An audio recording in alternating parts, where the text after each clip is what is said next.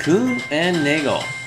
If you like to invest in established companies, I think this is your ticket. It was established in 1890. I'd say that's fairly well established. It's a Swiss company, and it is the largest sea freight forwarder globally, and holds the number 2 spot in air freight. Okay, so sea freight traditionally has constituted the largest part of their business, contributing close to 40% of the revenue. Right now, their goal is to be more diversified. So I think that makes a lot of sense, because I've looked at other sea freight companies, or shipping companies. Specifically, when I say shipping, I mean like actually on ships, and not just shipping via trucks.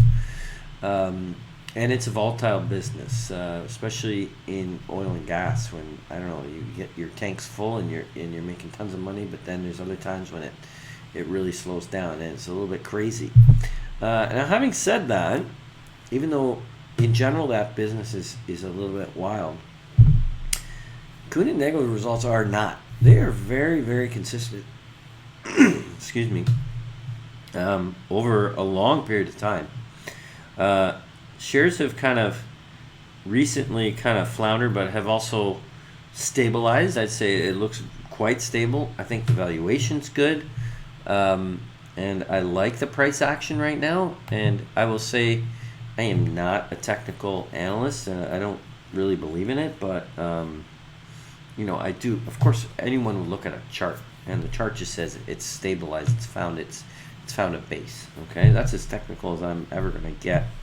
But let's start again with the fundamentals. So look at the return on invested capital. I mean, going back to 2006, 20%.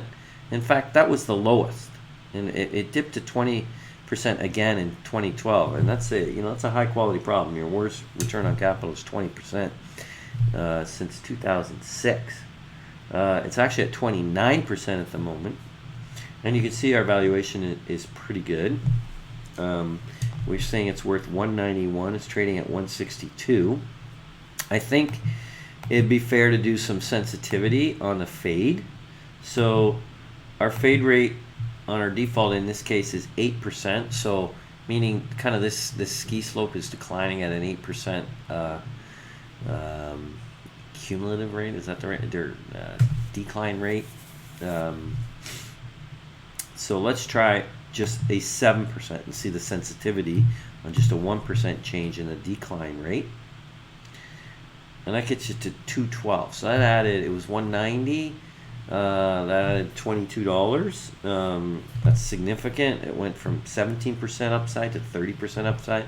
Let's try one more. It's not quite linear usually. And all of a sudden, that's worth 240.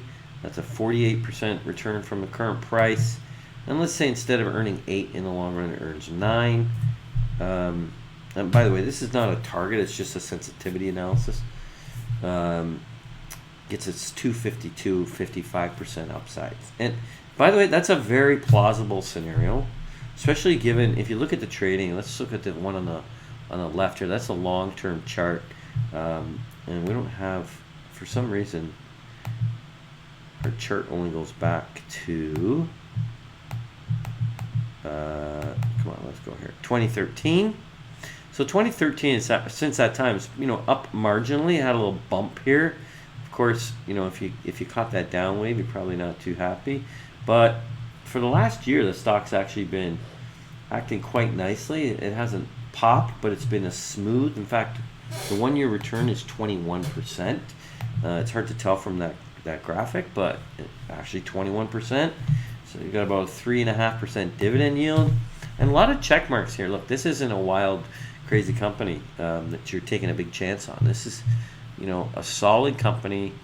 It's been slightly out of favor for a couple of years until the last year or so, when it's, up 21% sounds like a lot, but actually, the market's been pretty strong, so that's not that much. I still think you're getting it at a good price. You see from our sensitivity analysis. What else can I say? $19 billion market cap, by the way. not that much debt, only $2 billion in debt. That's nothing for a company this size. This is really good block and tackle, good entry point in my opinion.